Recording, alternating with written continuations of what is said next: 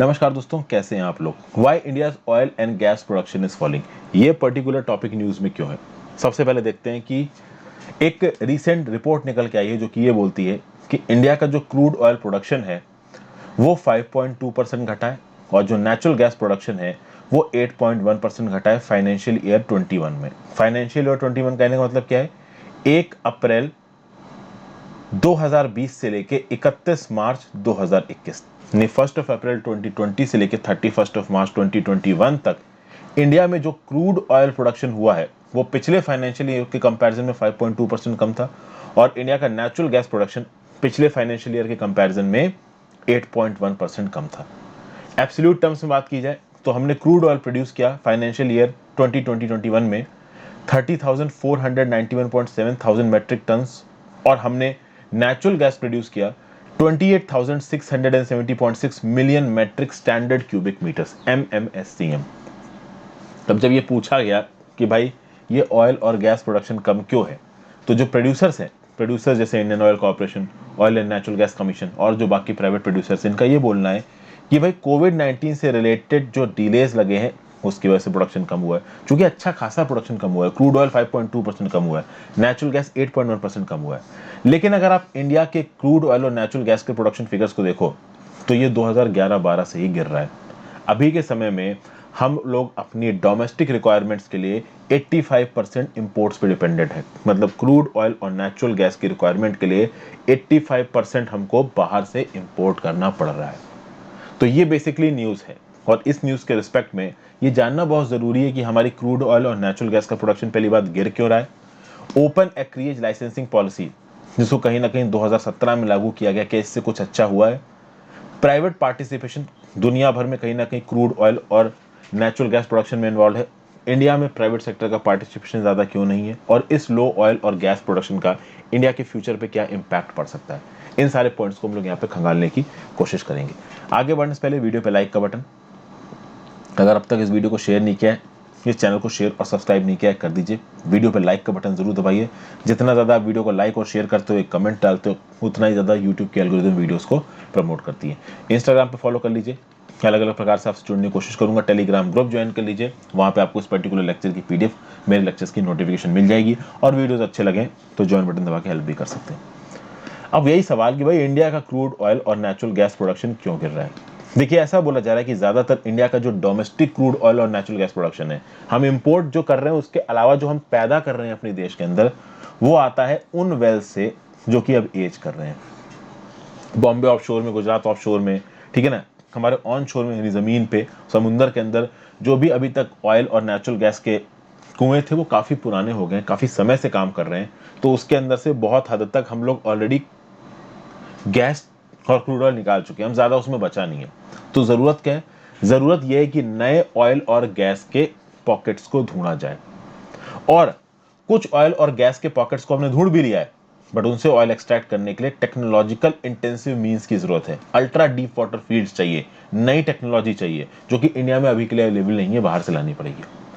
अभी के लिए अगर आप बात करो तो इंडिया का जो क्रूड ऑयल प्रोडक्शन है, यहाँ पे दो मेजर स्टेट ओन्ड एक्सप्लोरेशन और प्रोडक्शन कंपनीज है। एक है oil and natural gas commission, एक है ऑयल इंडिया लिमिटेड। रिसेंटली अगर आप देखोगे तो फिफ्थ और लेटेस्ट राउंड जो ऑक्शंस हुए हैं ओपन एक्रिएज लाइसेंसिंग पॉलिसी के अंदर, इसके अंदर 11 ऑयल और गैस ब्लॉक्स को ऑक्शन किया गया। आपको पता है इन 11 और ऑयल और गैस ब्लॉक्स में से 7 ऑयल और गैस ब्लॉक्स तो ONGC ने लिए और बाकी 4 चले गए ऑयल इंडिया के पास। कोई भी प्राइवेट सेक्टर की कंपनी ने यहाँ पे इंडिया के इन ऑयल ब्लॉक्स में पैसा नहीं डाला है, केवल हमारी सरकारी कंपनी पैसा डाल रही है। तो जो फॉरेन प्लेयर्स हैं, ऑब्वियस सी बात है, कोई फॉरेन प्लेयर घुसेगा तो ज्यादातर वो प्राइवेट कंपनीज हैं। कुछ भाई सरकारी कंपनी भी होती है, जैसे सऊदी अरब को हो गई, ओके, आपकी चाइना की ऑयल कंपनीज हो गई, ये सब चाहे तो ये भी इन्वेस्ट कर सकती हैं, बट ये ज्यादा पैसा इन्वेस्ट कर नहीं रही है। उसके कुछ रीजंस हैं। ओके, सरकार लगातार oil and natural gas commission को बोल रही है कि भाई बाकी कंट्रीज में जो रिसर्च एंड डेवलपमेंट में कंपनीज आगे बढ़ चुकी हैं, जिनके पास इंटेंसिव तरीके हैं, बहुत एडवांस तरीके हैं ड्रिल करके ऑयल गैस निकालने के, उनके साथ MOU करिए, उनके साथ प्रॉफिट शेयरिंग मेमोरेंडम साइन करिए और कहीं ना कहीं इंडिया के ऑयल एक्सप्लोरेशन सेक्टर को आगे लेके जाइए। बट ज़्यादा बड़े स्केल पे ये हो नहीं पा रहा है। क्यों नहीं हो पा रहा है? क्या हमारी पॉलिसीज में कुछ प्रॉब्लम है? पहले हमारी पॉलिसीज को देखते हैं। देखिए, पहले चलती थी new exploration licensing policy. New exploration licensing policy के बजाय 2016 में लाई गई hydrocarbon exploration and licensing policy, HELP policy. ठीक है, तो पहले थी NELP, new exploration licensing policy. March 2016 में आई hydrocarbon exploration and licensing policy. इस हेल्प पॉलिसी के अंदर बोला गया कि चाहे कोल हो, चाहे गैस हो, चाहे आप कह लो क्रूड ऑयल हो, इन सबके ब्लॉक्स इकट्ठे एलोकेट किए जाएंगे एक्सप्लोरेशन के लिए। इसमें कुछ और इंप्रूवमेंट्स किए गए और open acreage licensing policy along with national data repository को लॉन्च किया गया जून 2017 में।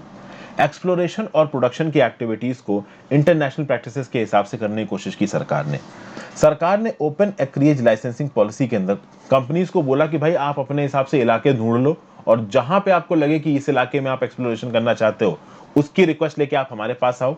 हम साल में 3 बार इन रिक्वेस्ट को ऑक्शंस पे डालेंगे और अगर आपका ऑक्शन सेट बैठता है तो वो पर्टिकुलर इलाका आप हो जाएगा, आप वहां पे गैस की, क्रूड ऑयल की एक्सप्लोरेशन शुरू कर सकते हो। समझ गए?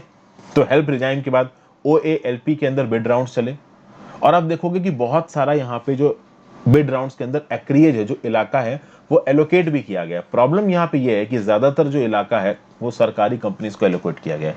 प्राइवेट सेक्टर का इन्वॉल्वमेंट यहाँ ना के बराबर है। इनफैक्ट जो रिलायंस रिफाइनरीज और जो हमारी डोमेस्टिक ऑयल एक्सप्लोरेशन की कंपनीज है ना, जो इंडियन कंपनीज हैं, जो ये अंबानीज के पास है, रुइयास के पास है, वो भी ज्यादा इंटरेस्ट नहीं दिखा रहे हैं नए ब्लॉक्स में।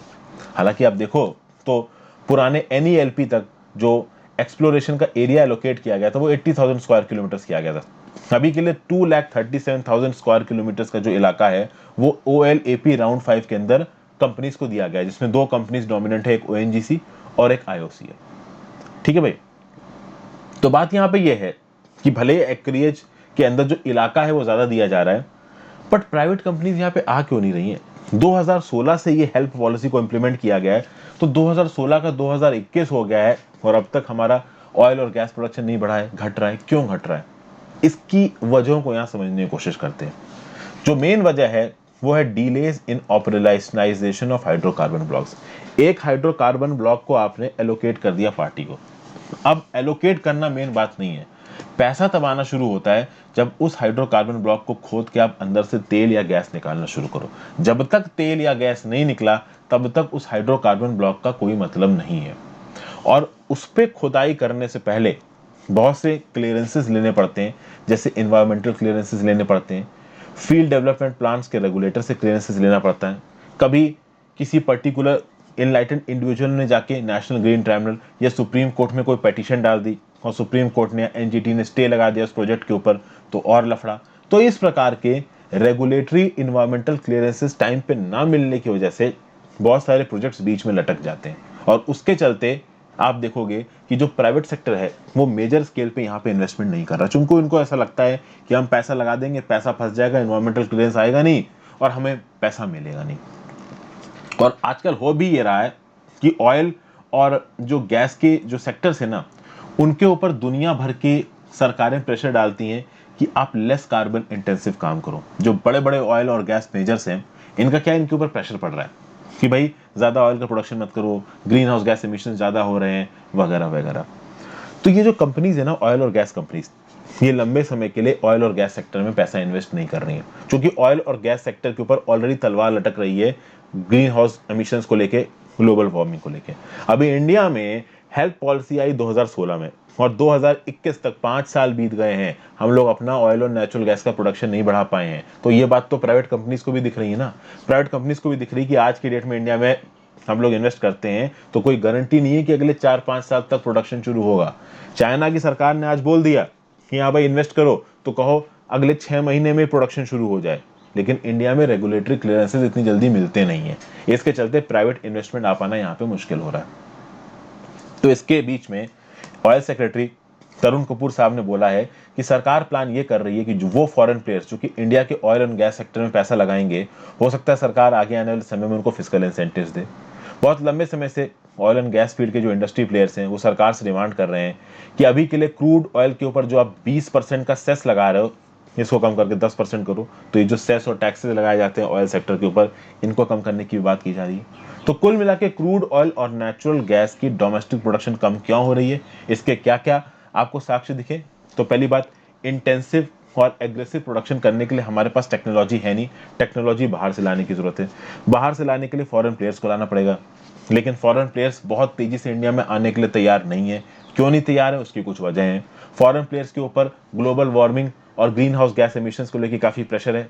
तो फॉरेन प्लेयर्स अगर किसी जगह के ऑयल सेक्टर में पैसा लगाते भी हैं तो वो तुरंत प्रोडक्शन करना चाहेंगे, और इंडिया में तुरंत प्रोडक्शन होता नहीं है। इंडिया में रेगुलेटरी क्लियरेंसेस में 4 साल, 5 साल, 6 साल लग जाते हैं। जुडिशरी में केस चला गया तो 10 साल तक प्लांट बंद पड़ा रहे, तो इसलिए प्राइवेट प्लेयर्स आते नहीं है।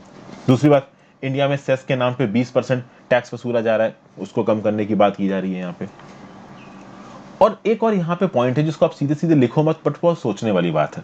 यूएस वगैरह की जो कंपनीज हैं वो इंडिया में बहुत ज्यादा ऑयल प्रोडक्शन इसलिए भी नहीं कर रही क्योंकि इंडिया एक बहुत बड़ा परचेजर है क्रूड ऑयल का। तो भाई कहीं ना कहीं इंडिया को क्रूड ऑयल खरीदना ही खरीदना है। फाइनेंशियल ईयर 2012 में हम लोगों ने अपनी रिक्वायरमेंट का 81.8% क्रूड ऑयल इंपोर्ट किया था, और फाइनेंशियल ईयर 2020 में ये नंबर 87.6% पे आ गया। तो इन कंपनीज को लगता है कि हम यूएसए और यूरोप में जहां जहां पे भी हमने अपने ऑयल फील्ड्स खोल रखे हैं वहां से प्रोड्यूस करके इंडिया को एक्सपोर्ट करो ना, इंडिया में जाके प्रोड्यूस करने की क्या जरूरत है। अरे इंडिया में जाके प्रोड्यूस करेंगे तो जो हमारे प्रॉफिट मार्जिन बनेंगे उससे ज्यादा तो प्रॉफिट मार्जिन इंडिया को एक्सपोर्ट करने में मिल रहे हैं, तो अच्छा ही है कि वहां जाके प्रोड्यूस मत करो। तो यहाँ पे बहुत सारे फैसेट्स हैं। इंडियन सरकार को इन कंपनीज को कुछ अलग ही फाइनेंशियल इंसेंटिव्स और प्रॉफिट मोटिव देने पड़ेंगे अगर उनको मजबूर करना है इंडिया में आके इन्वेस्ट करने के लिए। और ऑयल और गैस प्रोडक्शन को बढ़ाना, भले वो हमारे ग्रीन हाउस गैस एमिशंस के टारगेट के अगेंस्ट जाता है, ग्लोबल वार्मिंग के अगेंस्ट जाता है, बट आत्मनिर्भर इनिशिएटिव के फेवर में जाता है। हम अभी एक डेवलपिंग कंट्री हैं, हमारी देश की एक मेजर जनता गरीब है। इंडस्ट्रियल रेवोल्यूशन का हमने पूरी तरीके से फायदा नहीं उठाया है, इसलिए कहीं ना कहीं हमारे एनर्जी मिक्स में जो ऑयल और गैस सेक्टर अभी 6.2% है, बेसिकली आप कहो कि जो इंडिया का प्राइमरी एनर्जी मिक्स है, इसमें जो नेचुरल गैस का जो करंट परसेंटेज है वो 6.2%, इसको 15% तक बढ़ाना है 2030 तक। एक्चुअली नेचुरल गैस के यूजेज को थोड़ा क्लीन यूजेज कहा जाता है। क्रूड ऑयल से उतने गैस एमिशंस होते हैं उतने नेचुरल गैस से नहीं होते। तो नेचुरल गैस को बेसिकली आप कह सकते हो कि रिलेटिवली थोड़ा क्लीन है when compare to crude oil. लेकिन नेचुरल गैस का यूज इंटेंसिव स्केल पे इंडिया में तब होगा जब हम अपनी खुद की डोमेस्टिक नेचुरल गैस बनाएंगे। अभी के लिए ओवरऑल जो प्राइमरी एनर्जी मिक्स है इंडिया में, उसमें नेचुरल गैस का यूजेज परसेंटेज है 6.2%। इसको 15% तक बढ़ाने की बात की जा रही है 2030 तक। ये तब बढ़ेगा जब हम लोग अपनी खुद की डोमेस्टिक नेचुरल गैस पैदा करेंगे, जो कि अभी के लिए तो हम नहीं कर पा रहे। तो इंडिया की आप कह सकते हो डोमेस्टिक कैपेबिलिटी को बढ़ाने के लिए हमें कहीं ना कहीं अपने ऑयल और गैस प्रोडक्शन को स्ट्रेंथन करना है। और ओवरऑल जो हमारे यहाँ इंटरनेशनल प्रेशर चल पड़ रहा है, ठीक है, ग्लोबल वार्मिंग से लड़ना है, बट ग्लोबल वार्मिंग से इस शर्त पे नहीं लड़ना है कि हम 80-90% अपनी इंपोर्ट रिक्वायरमेंट्स को, अपनी गैस और ऑयल की रिक्वायरमेंट्स को इंपोर्ट कर रहे हैं। खुद के सेक्टर को डेवलप करना कोई गुनाह नहीं है। तो ये पूरा का पूरा एनालिसिस है। यहाँ पे कुछ इंपॉर्टेंट स्टैटिस्टिक्स मिले हैं, इन स्टैटिस्टिक्स को अपने नोट्स में इनकॉर्पोरेट कर लीजिए। स्टैटिस्टिक्स कौन कौन से, तो फाइनेंशियल ईयर 2012 में India 81.8% of crude oil requirement को इंपोर्ट करता था। फाइनेंशियल ईयर 2020 में 87.6% हो गया। हमारे प्राइमरी एनर्जी मिक्स में नेचुरल गैस अभी 6.2% है, इसको 15% तक पहुंचाना है। प्राइमरी एनर्जी मिक्स का क्या हो गया कि भाई जो भी एनर्जी की रिक्वायरमेंट का इस्तेमाल करके हमारे देश के लोग डेली मर्रा के काम करते हैं, चाहे कार में पेट्रोल डलाने की बात हो, चाहे घर में एलपीजी के सिलेंडर को इस्तेमाल करके खाना बनाने की बात हो, इस एनर्जी मिक्स में अभी 6.2% ही इन्वॉल्वमेंट है नेचुरल गैस का। इसको 15% तक लेके जाना है। और नेचुरल गैस रिलेटिवली क्लीन है, तो अगर हम इसका प्रोडक्शन करते हैं तो कहीं ना कहीं हमको बाहर से चीजें कम इंपोर्ट करनी पड़ेंगी। तो ये एक इंपॉर्टेंट स्टैटिस्टिक हो गया। और एक इंपॉर्टेंट स्टैटिस्टिक्स और क्या हो गया यहाँ पे कि भाई हमने फाइनेंशियल ईयर 2021 में किस हद तक क्रूड ऑयल की प्रोडक्शन को कम किया है और नेचुरल गैस प्रोडक्शन को कम किया है। एब्सोल्यूट नंबर्स अगर याद रहे तो याद कर लीजिए और नोट कर दीजिए, किसी भी एग्जाम में लिख दोगे नंबर थोड़ा एक्स्ट्रा मिल जाएंगे। Thank you for watching friends, have a great day. Video को शेयर जरूर कर दीजिएगा ज़्यादा से ज़्यादा लोगों के साथ।